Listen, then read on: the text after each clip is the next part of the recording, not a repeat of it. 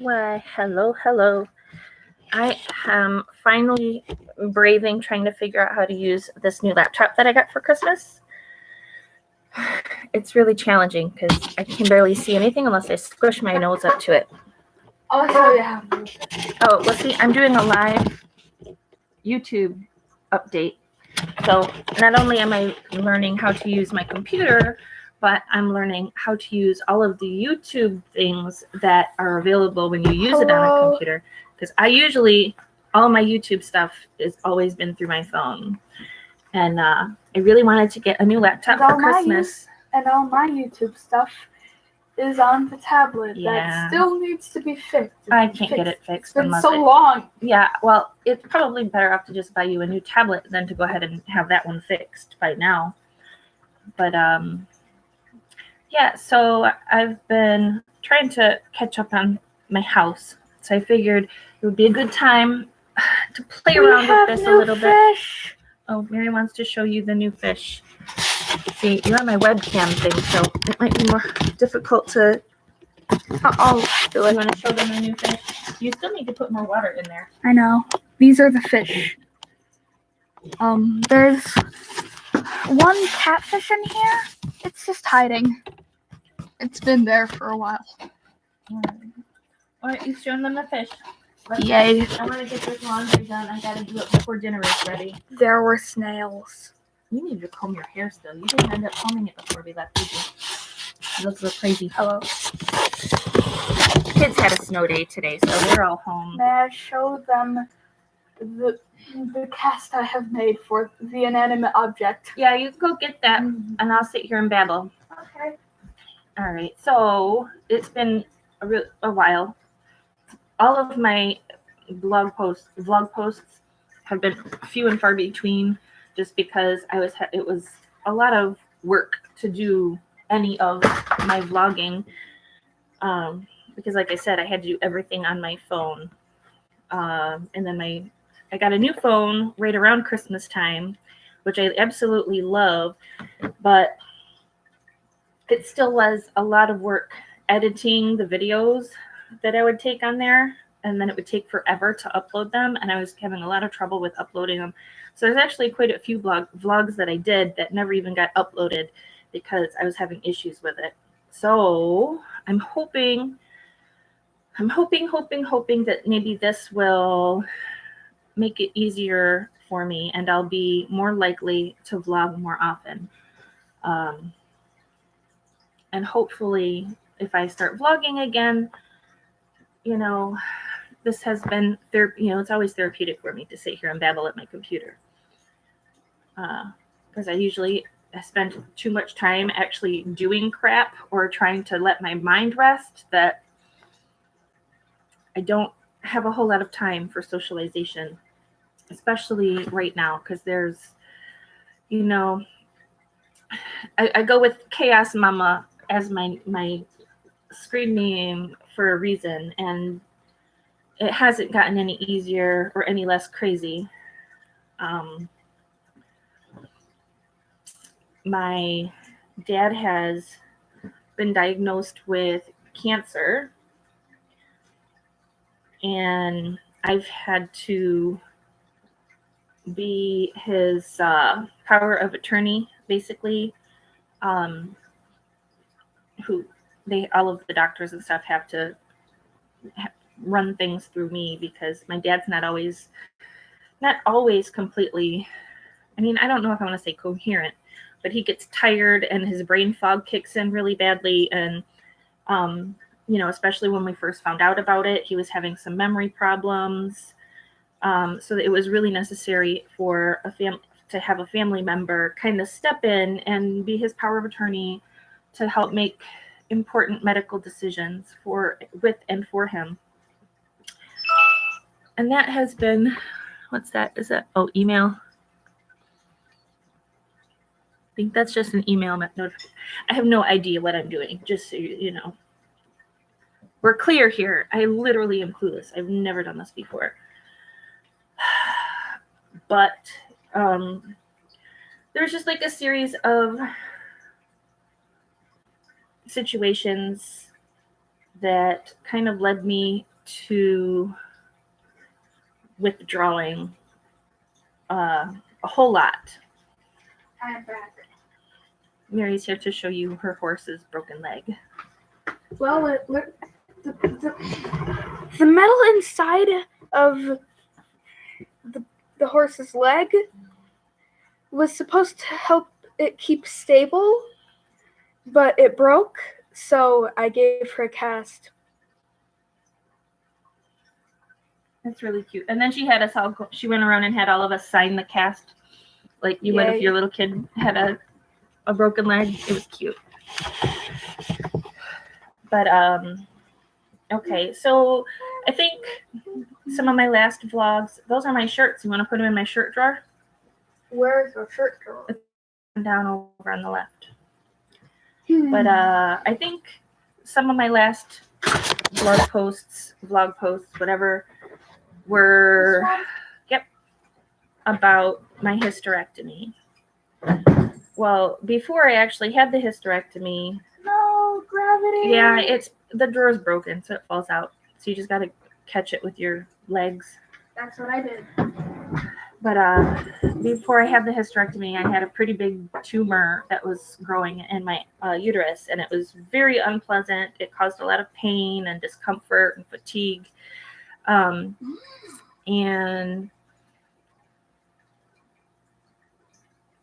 so that was kind of disruptive for my life. And then we also had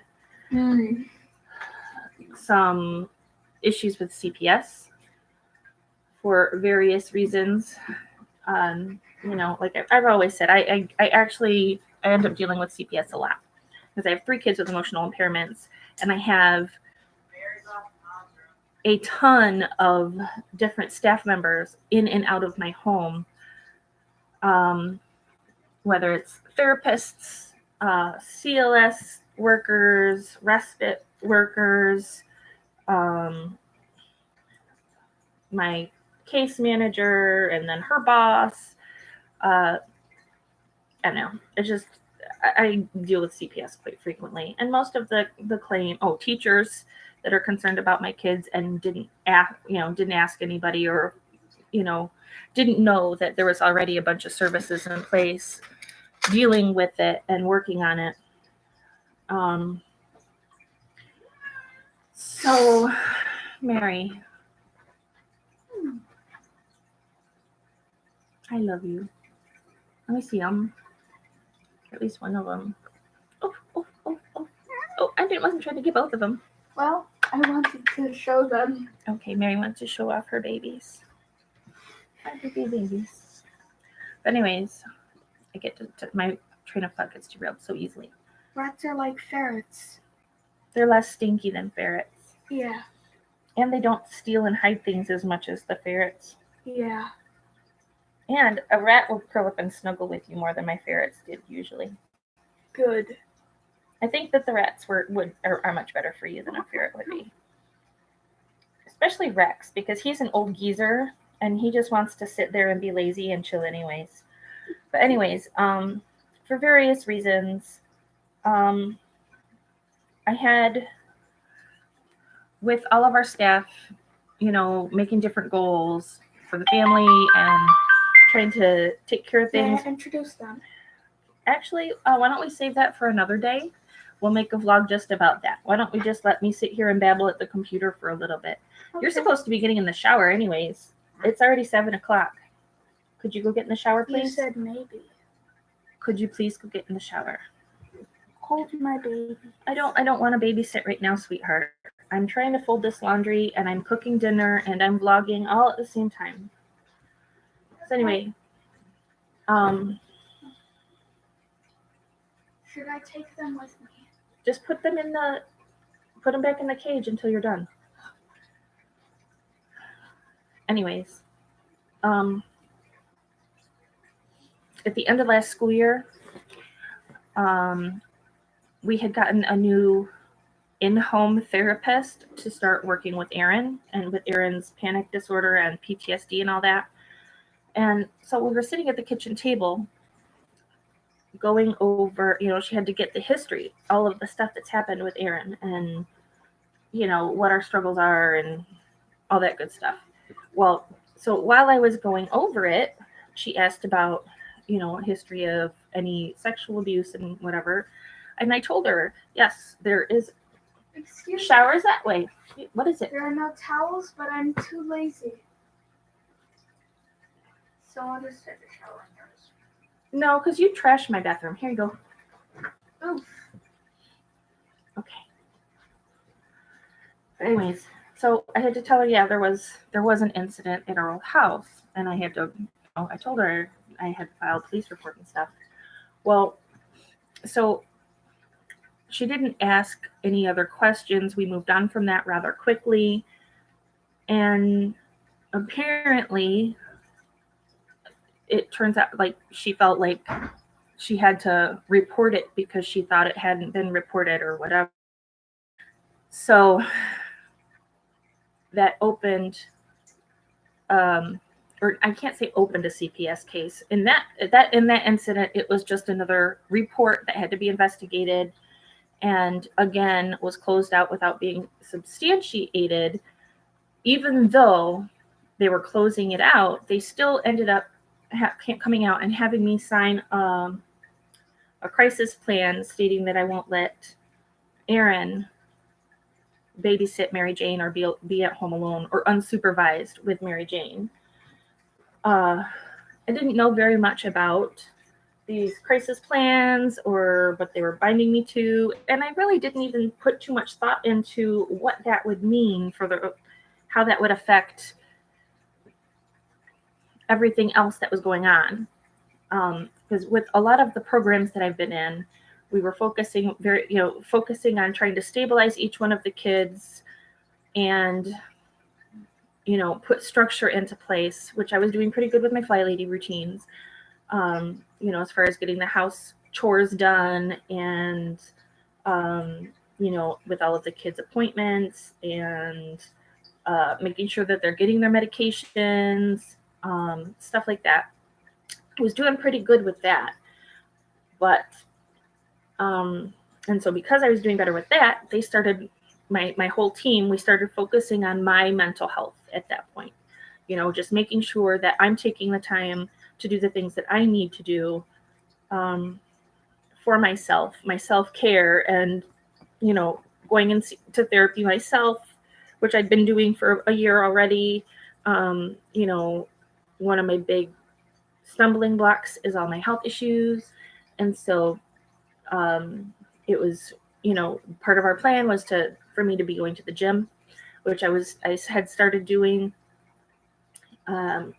Just getting out and giving myself breaks, taking time for myself to unwind and relax so that I don't go momzilla on the kids as often, because I myself saw that as one of the biggest hurdles and issues that we were still having at that point was, me being too stressed out, having too much on my plate, fighting with the kids to do stuff and not having, or, being on the edge of burnout all the time. And so that was the focus of all of our group at that point, was trying to help me keep everything else under control while working in more self-care. So when this CPS call was made and I signed this crisis plan stating that Aaron wouldn't be left alone with Mary Jane, I wasn't thinking about the fact that Mary Jane, I can't take her anywhere with me because she has meltdowns. She can't tolerate being out in public for very long. She starts flipping chairs and tables and acting out and spitting and being crazy. And so it was it was completely critical for me to be able to go to the, this was during the summertime, or, on weekends or whatever, during vacations. And this particular CPS call, it happened right at the end of the school year. And so at the time that I signed it and said, okay, I won't leave Aaron at home with Mary Jane, then summer hit. And I I couldn't go to my own therapist because I don't have anybody here to sit here and watch Mary Jane. It's always been Erin stays with Mary Jane because Erin is the more responsible than Jackie, pays more attention than Jackie.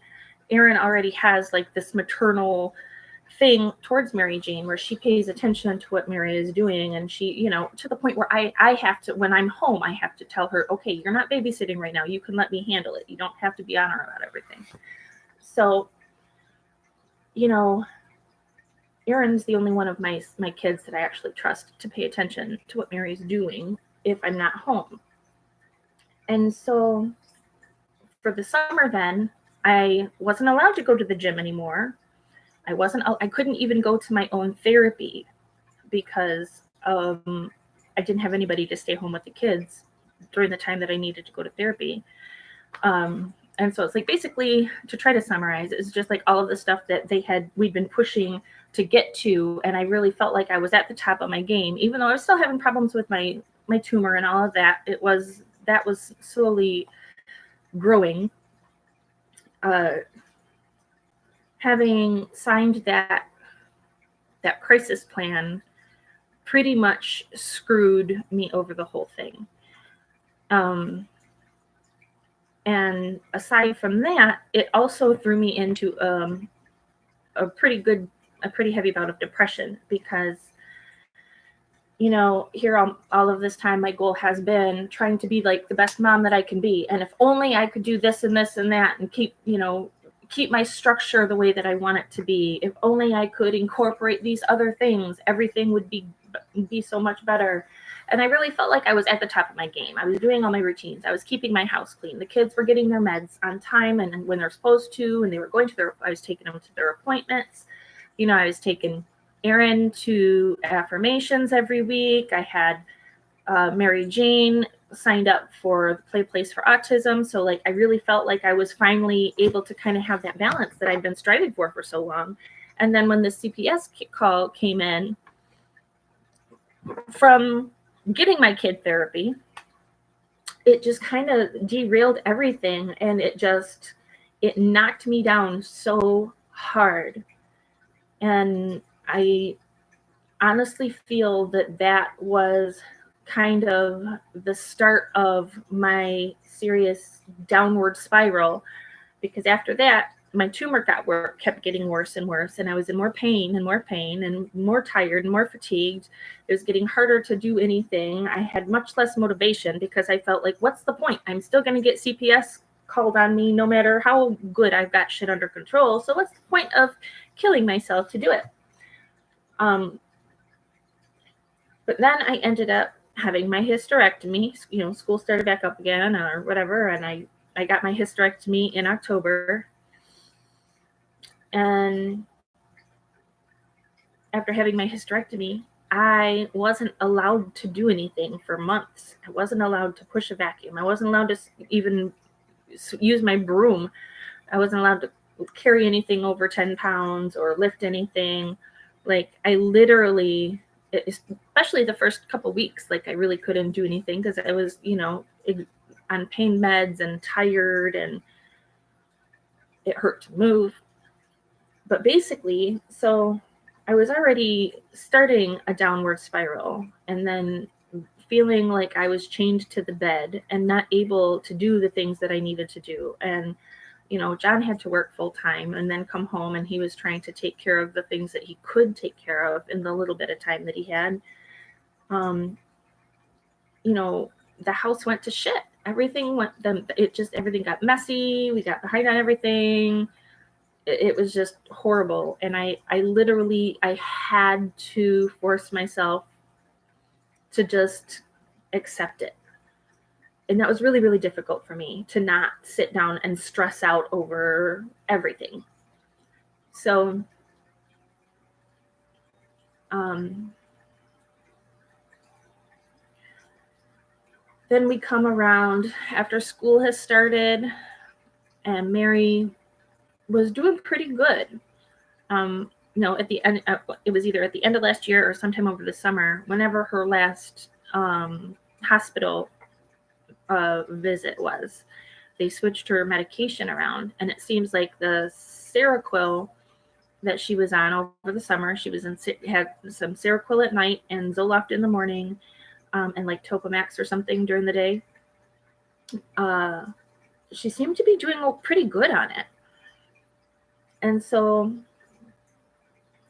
there was also over the summer, apparently while I was dopey, I lapsed in the kids' insurance paperwork and I didn't notice. And so their insurance ended up getting canceled. So I ended up fighting to get their insurance reinstated for literally 2 months. So then everything went on hold there too. Like they couldn't go anywhere. I couldn't get their meds filled. All I could do was get Mary on her Zoloft because her Zoloft was something to get filled, but her Seroquel was like $200 and we just didn't have it. And then they had just put Erin on an all-day medication for her Ritalin, all day, what's it called? A long-acting Ritalin. And that was almost $200. I could not fill those by myself without insurance. But in the meantime, they're not getting any therapy. They're not seeing their psychiatrist. All of my in-home appointments were on hold, meaning I couldn't see my therapist even though school was back in session. My wraparound services coordinator that normally comes out every week couldn't come. Usually I have a parent support partner that comes out once a week and we'll sit down and kind of just like go over whatever it is I need to kind of like, come up with my game plan for the week, make phone calls that I need to make, refill the pill caddies if I need to, basically just help me focus on whatever it is that I need to get done. I wasn't able to, and it helps me tremendously because sometimes I struggle to find the time to sit down and just plan things. So I didn't have her coming out every week either. I was supposed to get CLS and respite for the kids, and that was all on hold. Just everything came to a screeching halt.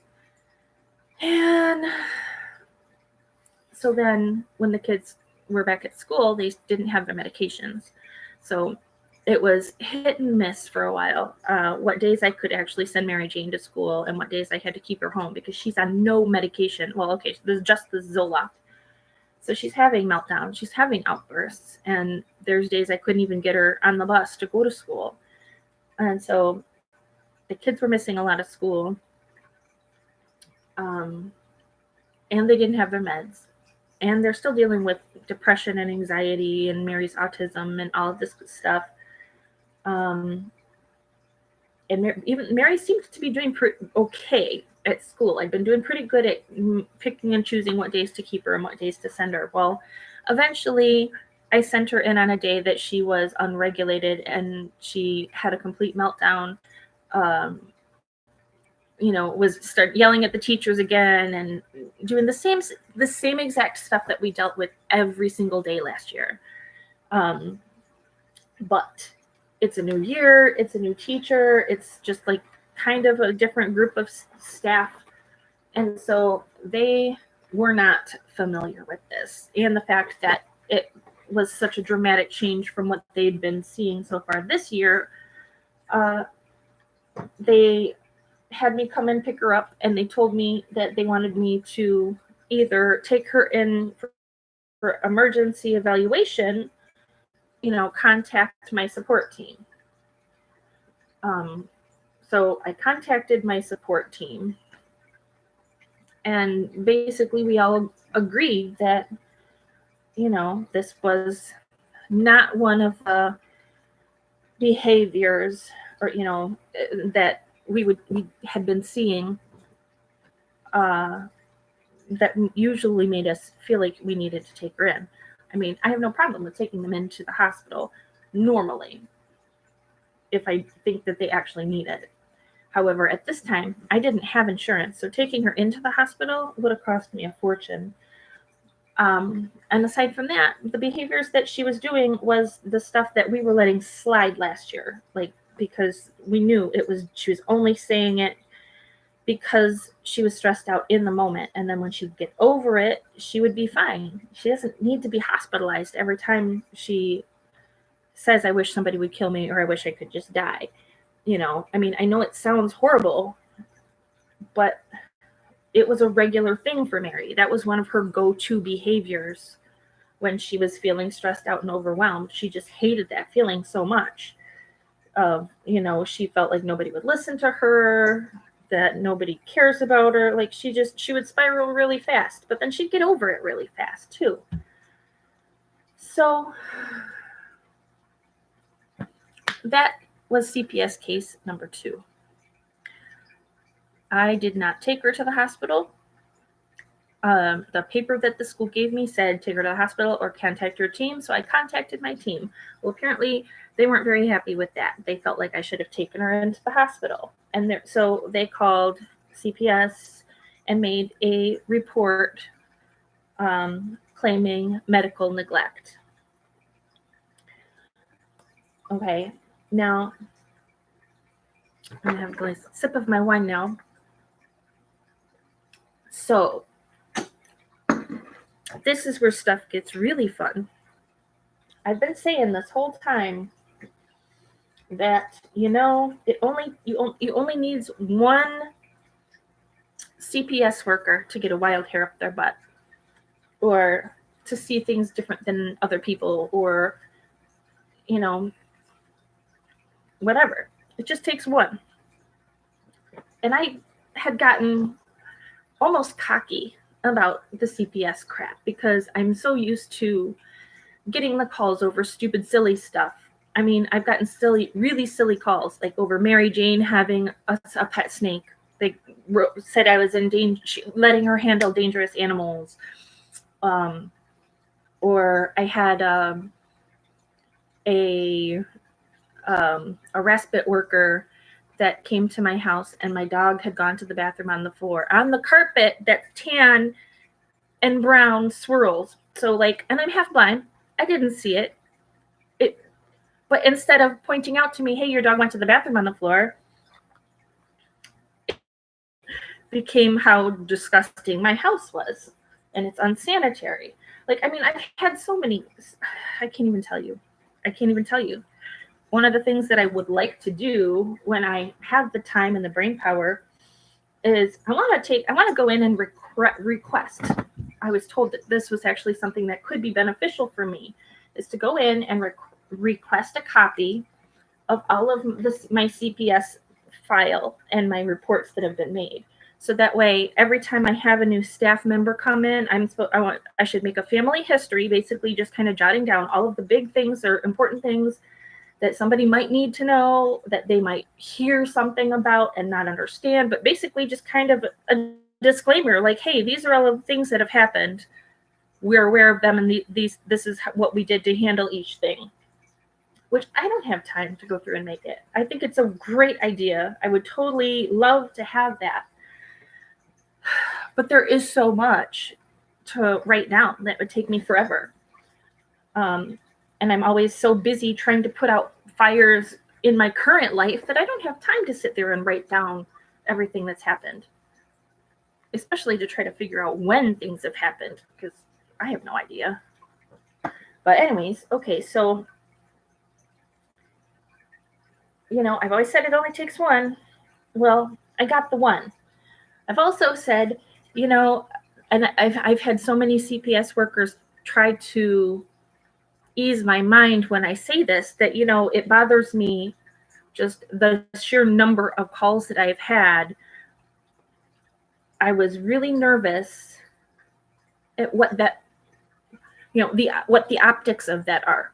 Because, I'll be honest, 10 years ago, when I was doing daycare, if I was working with somebody and I come to find out that, if there's red flags that there's a lot of stress or drama going on, and then I find out in any way, shape, or that they are constantly or, regularly getting CPS called on them, honest to God, to be completely honest with everyone, I would say to myself, well, damn, if they have that many calls, there's got to be something going on. Or, if people are constantly saying that there's a problem, maybe we need to take this a little bit more seriously, even if the particular call at hand has an explanation or has a reason. And that's it. Basically, the combination of those two things is what happened. Okay, well, that and the combination of the fact that when this CPS worker came into the situation, I was still on restriction from my surgery. So my house was a complete mess. It was completely, a complete disaster. There was stuff piled up all over the place, big pile of stuff in my living room of things that need to get stored or put away, boxes of Christmas stuff that were still sitting out or had gotten taken out and never put up. I mean, it was just a mess. It was horrible. So she comes into this situation, and the kids hadn't had insurance for 2 months. My house is a disaster. Here I'm a wreck because I'm stressed out at the fact there was even another call made. And I don't know. This was it. This is the time it all comes to fruition.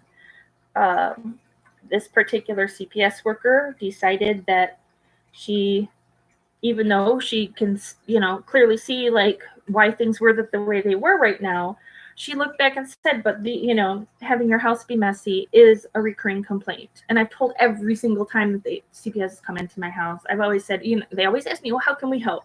Well, you know what? I'm so busy with appointments and behavior management, and I have to literally walk each kid through everything I have to have them do. I don't have as much time to clean as I would like. You want to do one thing to help me? See if we can get me some like vouchers for a maid service or something. Like that's the one thing that I like, the one ball that gets dropped the first.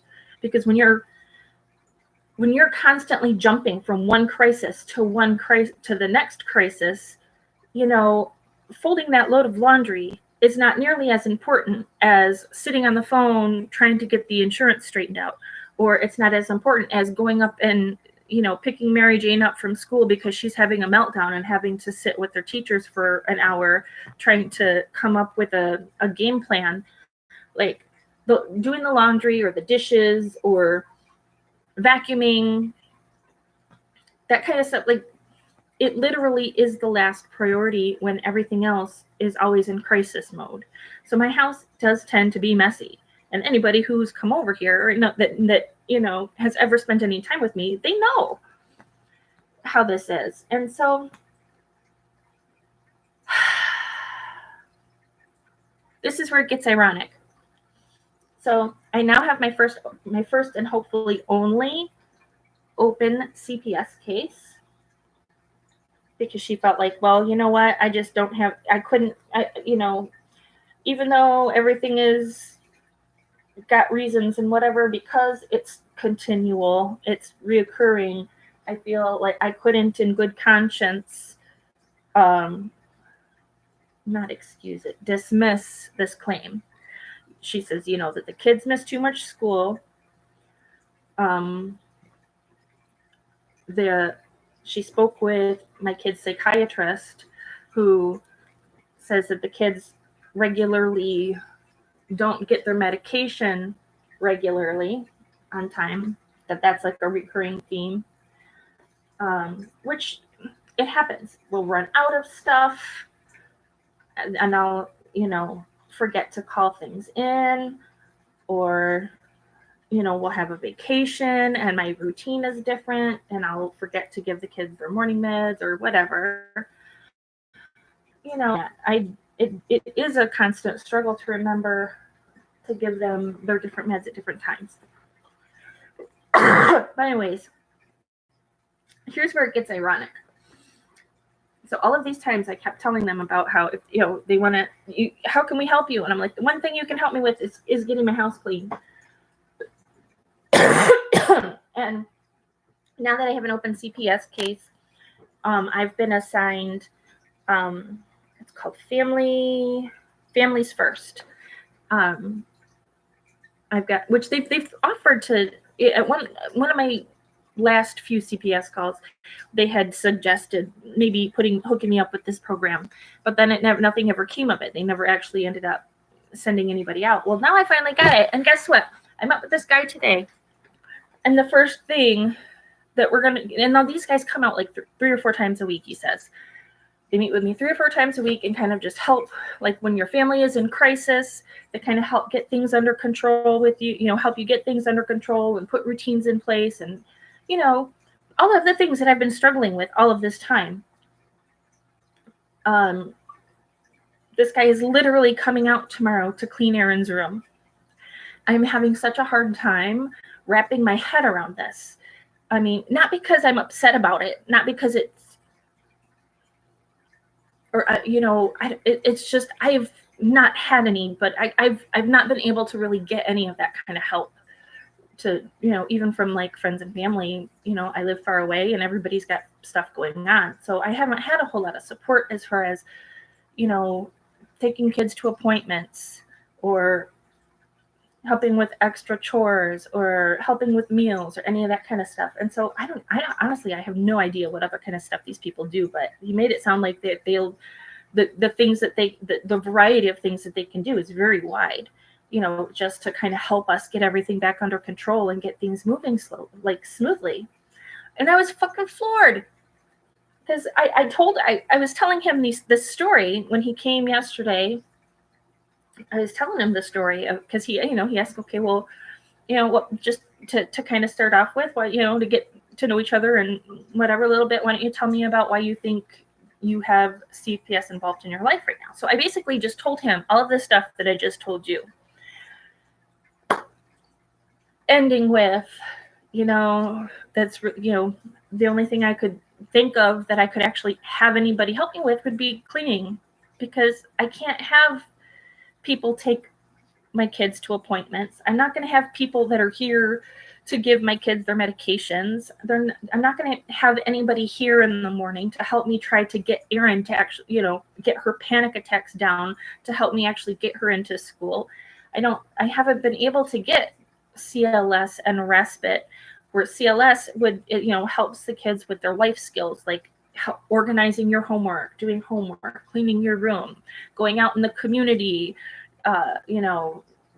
managing, like, helps to teach like life skills, whether it's like managing money by having them go shopping or just whatever kind of life skills you think that the kid needs to learn.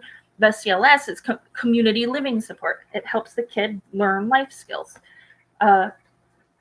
And then respite is just to give the parents a break. And a big part of the reason that we have had a hard time with it is, I guess, in our area, because we kind of live out in the middle of nowhere, it is hard to find people out here. And then to top that off, a lot of people have, phobias of different animals that we have, which I think that this is actually a much smaller piece of it, but it is something that was brought up once with CPS saying, well, maybe if their animals weren't so intimidating, people who are afraid of rats or snakes or frogs or toads or any of the creepy creatures that we have.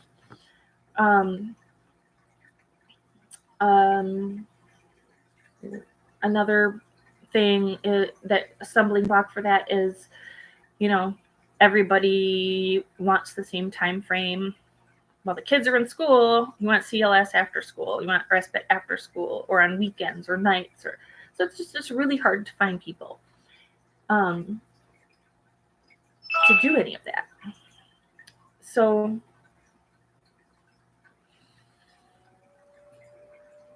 I'm like, right now, I'm like in this really weird mental state where I'm just like, well, shit, we could have done this a long time ago. Maybe I should have caught a CPS, had a case be validated, is what I started thinking. Because I'm like, if they could actually come in and help me with those things, these are the things that I needed help with that I was asking for help with from the beginning. And here now, I'm all stressed out and sick, like depressed, literally depressed, because I have this actual open, substantiated CPS case when, all my life, all I've ever wanted to do was be a mom and do it the way that I thought was the right way. Like I want to be a mom and I want to do it right. Like that was my dream. And so to constantly get these CPS calls, it's constant, it makes me feel like I'm constantly being told that I'm not doing it right, that I'm not a good enough parent. Mom, there are no views. That's okay. I don't care if there's views. I'm only doing it this way because it's easier to record and I don't have to process things and then upload it. I think this kind of uploads it all together or something. I'm not sure. I'm going to figure it out. This is my first time ever doing it this way. All right, go put some clothes on, naked girl. So that's the upside of actually having an open investigation, or open case, not investigation. The investigation is done. They're deciding, yes, we're going to substantiate it. We want to put these supports in place. Now, even though the last two CPS ladies have actually downright threatened to, if I don't get the kids' appointments scheduled by their deadline, that they're going to have to, get court involvement. Basically they're trying to let me know, and trying to, I'm not sure if I want to say that they're trying to scare me into things, but that kind of is what it is. And where they're like, the next step is to get court involvement where the kids are a ward of the state but live with you. And then after that, if that doesn't help, then we'll put the kids in foster care. But one of the ladies literally even threatened to call Adult Protective Services on me because I haven't been getting therapy. She's like, with all of the things that you have on your plate, which they all keep saying, oh, well, you have a lot on your plate. You have so much going on, like with all of the different issues that we have, 3 kids with emotional impairments and all of the things that go with that big package. The adults with health problems. And then, now my dad is the big cherry on top. Like, I don't even get to process the fact that he's dying right now. I'm still just trying to take care of dealing with the day-to-day stuff of fighting with the hospitals and the nurses and getting appointments put into place, talking to people out at the major hospitals and getting teams together. And I'm trying to stay sane. So I went through a thing for a while where I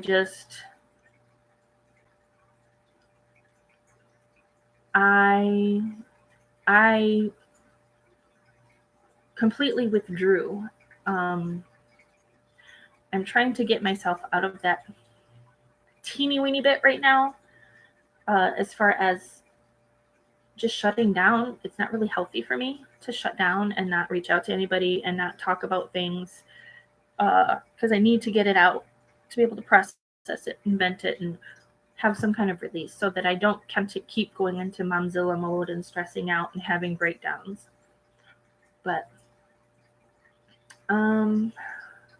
that's, I feel like there's probably a bunch of other little things that were in there too, that were stressors that have just made my life completely stressful. Sometimes I get sick of hearing myself complain, because that's what it feels like. I feel like there's always some kind of drama going on in my life, because there is almost all there. I have 3 kids with issues, and aside from that, there's always some kind of major crisis involved. I don't get a break from that. But right now, they're really, I'll say significant. I will say that right now, the crises that are in my life at the moment are very significant crises. Having the CPS thing. Oh, I didn't get to say, well, the downfall or the drawback of having an open case is that I just found out like yesterday that now I'm going to be put on some kind of registry. I'm like, I was at a point where I was almost, I was asking the lady, the CPS lady, I'm like, okay, so what if we do have an open case? What does that mean? What comes out of that? And she said, basically, well, we'll just put more supports in place for you. I'm like, oh, well, that doesn't sound like a bad thing. So why don't you go ahead and do that then? Because I can use the supports. Well, now I'm finding out just yesterday that by having the open case, this puts me on some kind of negligent or some list for abusing or neglecting my children. And now I'm just like, I'm sick to my stomach over that. I'm like, all of these CPS people that I've talked to, that I've had to work with, who are like, they come in and they see all of the stuff that I'm doing. And so even though the kids aren't exactly where we want them to be, it's not because I'm not trying. It's not because I'm not doing stuff. What's that?